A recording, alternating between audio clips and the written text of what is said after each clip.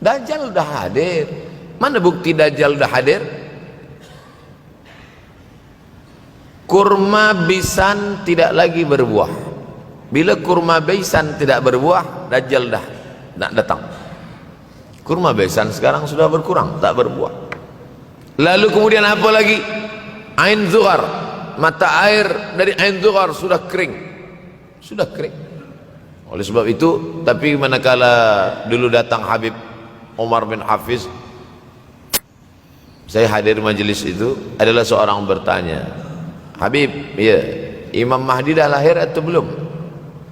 Saya tengok Habib menjawab, sepertinya dia macam tak suka pertanyaan itu. Kata dia, kita tak perlu mencari-cari dia dah lahir atau belum, kampung dia di mana, dia lahir di hospital mana, dia tak perlu. Yang perlu kita siapkan adalah iman dan takwa pengetahuan kita, supaya kita jangan sampai terkecoh, supaya kita boleh membezakan mana hak, mana batil, mana betul, mana salah, mana lurus, mana bengkok, mana hitam, mana putih. Sehingga dengan istiqomahnya kita beribadah ini, kita boleh membezakan mana Al-Masih yang original, yang asli, mana Al-Masih Ad-Dajjal. Makanya tadi sebelum salam kita berkata, Allahumma inni a'udzubika min azabi jahannam wa min azabil qabri wa min fitnatil mahya wal mamat wa min syarri fitnatil masihid Dajjal. Membaca, menghafaz 10 ayat di awal surah Al-Kahfi. Siapa yang menghafaz 10 awal ayat, hadis lain mengatakan 10 akhir, 10 awal 10 akhir, elok dua-duanya. Tapi Masya Allah, tabarakallah, anak-anak kita yang pakai jubah, pakai sorban putih ini, daripada tahfiz Quran, mereka tidak hanya menghafaz 10 awal 10 ujung, dari awal sampai ujung dia hafaz, 30 juzuk dia hafaz. Mudah-mudahan anak-anak kita penghafaz Al-Quran. Allahumma ja'al abna'ana wa banatina min huffazil Quran wal hafizat. Jadikan anak-anak kami menjadi para penghafaz Al-Quran ya Allah, supaya selamat dia daripada fitnah Al-Masih Ad-Dajjal. Tapi saya pilihkan hadis tentang yang 5 ini. Dengan 5 ini kalau kita amalkan, insya Allah Allah akan selamatkan kita dari fitnah akhir zaman ini. Yang pertama, manfaatkan waktu, kerana waktu di akhir zaman ini yataqarabuz zaman, kerana waktu semakin dekat tak terasa hilang berlalu. Maka isilah waktu ini dengan ibadah. Jangan sampai ada waktu yang kosong. Duduk sejenak kosong berselawat, Allahumma salli ala sayyidina Muhammad wa ala ali sayyidina Muhammad, Allahumma salli ala sayyidina Muhammad wa ala ali sayyidina Muhammad. Sempat-sempatkan ambil wuduk solat duha walau 2 rakaat. Sempat-sempatkan sebelum tidur malam solat witir 3 rakaat, supaya tidur kita sentiasa dalam wuduk dan kita sempat salat witir. Andai mati kita malam itu, insyaallah mati dalam keadaan husnul khatimah. Usolli sunnatal witri 3 rakaatin lillahi ta'ala. Nanti malam jaga tidak witir lagi, hanya tahajud saja. Sempat-sempatkan salat tahajud. Elok amat sangat baik salat wuduk 2 rakaat. Usolli sunnatal wudu rakaatain lillahi ta'ala. Selepas salat wuduk salat sunat taubat. Usolli sunatat taubat rakaatain lillahi ta'ala. Selepas salat sunat taubat, salat sunat hajat. Usolli sunatal hajat. Selepas itu barulah salat sunat tahajud 8 rakaat. Nak tambah lagi 10, 12, 14 elok, tak salah, karena dia tiada batasan. Adakah sahabat Nabi yang melakukan ini? Ada. Qatadah bin Nu'man dari selepas Isya sampai azan subuh. Imam Ahmad bin Ambal dari selepas Isya sampai azan subuh. Bahkan mereka menghatamkan Al-Quran dalam tahajud mereka. Maka bahkan ada imam yang disebut dengan As-Sajjad, kerana banyak sujud kepada Allah Subhanahu wa ta'ala. Kerana akhir zaman ini godaan begitu besar. Dulu orang tengah malam tahajud, jam 2 malam, jam 3 malam dia bangun, kerana dia membaca hadis sab'atun yudhilluhumullah. Ada 7 golongan yang mendapatkan naungan Allah, yauma la dhilla illa dhilluh. Hari itu tak ada naungan kecuali naungan Allah. Rajulun, ada seseorang, zakarallah, dia berzikir mengingat Allah, khalian, di tengah malam tak ada manusia, fafadat ainahu, menetes air mata. Maka yang pertama ini, jangan sampai kita kehilangan waktu, kerana waktu, al-waktu kasaif, waktu ini seperti pedang, illam taqta'hu qata'aka. Kalau tidak kau patahkan dia, kalau kau dapat pedang, patahkan. Sebab kalau tidak kau patahkan, dia yang akan memotong engkau, mematahkan tulang-tulang engkau.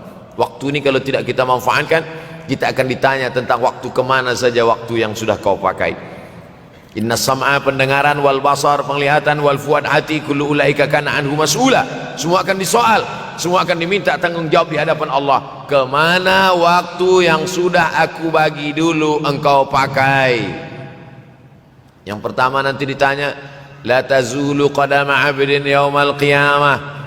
Kaki anak Adam tidak akan bergeser, tidak akan beralih dari tempat tegaknya pada hari kiamat, hatta yus'al, sampai dia disoal, sampai dia ditanya. La tus'alunna yauma idzin 'anin na'im. Banyak yang akan ditanya nanti, tapi Nabi bagi tahu di antara yang akan ditanya dari sekian banyak nikmat itu 4. Yang pertama, an umrihi fima afnah. Umur kemana engkau habiskan? Hari ini ada anak-anak muda belia umurnya 17 tahun. 17 tahun habis menghafaz Al-Quran. 17 tahun habis iktikaf dalam masjid. 17 tahun habis berzikir, berjubah, bersorban, mengabdikan ilmu, berkhidmat kepada ulama. 17 tahun habis. Tapi ada pula yang dibalik, 71 tahun habis. Rumah, office, kopi, rumah, office, kopi, rumah, office, kopi, batuk, mati, habis.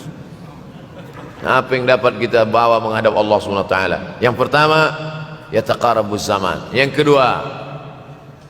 kedua adalah wa yanqusul ilmu. Ilmu semakin berkurang. Kalau sudah ilmu berkurang, apa yang bertambah? Jahil. Kalau ilmu bertambah, jahil berkurang.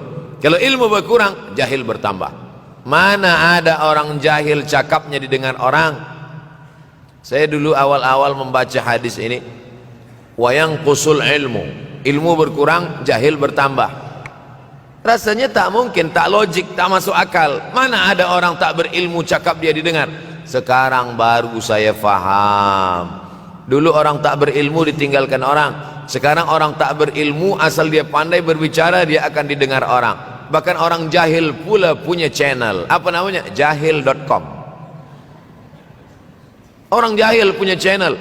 Banyak pula follower dia daripada follower kita. Banyak pula viewer dia daripada viewer kita. Sebab apa? Sebab yang menyaksikan tiada berilmu, yang berbicara tiada ilmu. Oleh sebab itu maka kita galakkan menuntut ilmu di majlis-majlis ilmu. Untuk apa Abdul Somad sudah berumur 43 tahun pun masih pergi juga lagi ke Sudan belajar? Apa yang nak dicari ini? Tak lain tak bukan, mudah-mudahan kita termasuk orang yang sampai akhir hidupnya mencari ilmu, insyaAllah. Saya datang kemari bukan niat mengajarkan ilmu. Saya datang ke Malaysia tetap niatnya belajar mencari ilmu. Man salaka tariqan, siapa yang melangkahkan kaki melalui suatu jalan, yaltamisu fihi ilman, siapa yang melalui suatu jalan niatnya untuk mencari ilmu, sahalallahu lahu bihi tariqan ilal jannah, dimudahkan Allah jalannya menuju surga. Innallaha la yantazi'ul ilma intiza'an. Innallaha la yanzi'ul ilma intiza'an. Allah kalau mencabut ilmu, bukan macam mencabut pokok kayu dari tanah. La yantazi'ul ilma intiza'an. Allah tidak mencabut ilmu macam mencabut pokok kayu dari tanah hingga ke akarnya, enggak. Lalu bagaimana ilmu ini dicabut? Biqabdil ulama. Dengan matinya ulama, maka habislah ilmu. Meninggal Imam Syafi'i, berkurang ilmu. Meninggal Imam Nawawi, berkurang ilmu. Meninggal Imam Fulan, berkurang ilmu. Maka yang hadir adalah al-juhala. Yang lebih menakutkan lagi adalah al-juhala bi thawbil ulama. Orang jahil dengan pakaian ulama. Abdul Somad tidak mengatakan dirinya ulama. Saya selalunya membacakan ayat Quran, membacakan hadis Nabi, menyampaikan fatwa ulama. Tak pernah saya berceramah, bertausiah. Menurut saya, siapa saya? Siapa kita? Syafi'i manusia, saya manusia.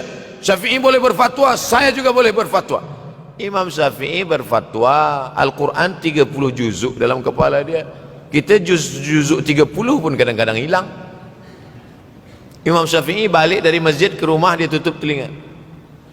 Datang orang bertanya, Syafi'i, ya, kenapa engkau tutup telinga? Sebab bila aku dengar dari masjid ke rumah, semua yang aku dengar masuk tu semua aku ingat. Aku takut dia ingat di dalam, maka aku tutup. Kita yang saya sampaikan tadi pun tak ingat. Oh, Ustaz mengejek kami, enggak. Jangankan yang mendengarkan, yang bercakap pun tak ingat. Nasib baik datang orang Jepun mengingatkan kita. Nah, ini nama dia Sony. Manusia ini lupa. Oleh sebab itu maka yang kedua akhir zaman, wa yanqusul ilmu, ilmu makin kurang. Maka bersyukur anak-anak yang